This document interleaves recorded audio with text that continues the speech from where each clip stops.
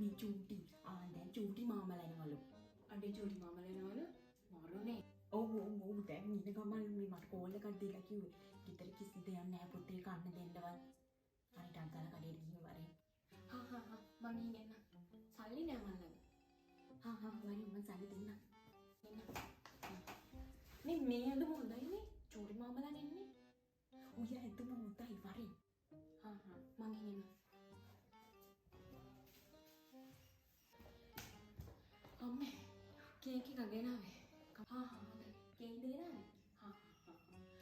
මේ ඕක තියලා පිරිසිදු තියලා මේ අර අනිත් පිරිසි කෝප්පයක් තියලා මේ ටිකක් අරන් පොතේ හදලා තියන්නේ.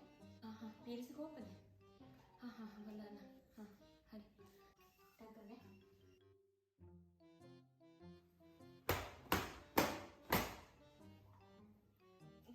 මොකද දන්නේ ඔය? මොකද? ආන්න උඹලා නාත්තනේ නෝ උඹලා බලලා යන්න.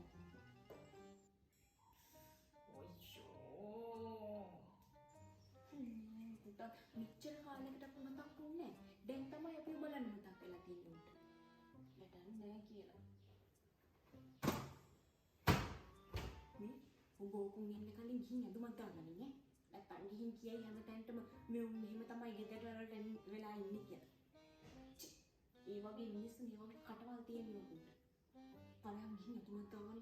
ඇඳුමක් දාගන්න මට සාලේ පොඩක් අතුරලා දාපන්. හරි ඇඳුමක් දාගන්න. පා වෙනවනේ අප්පා. shit.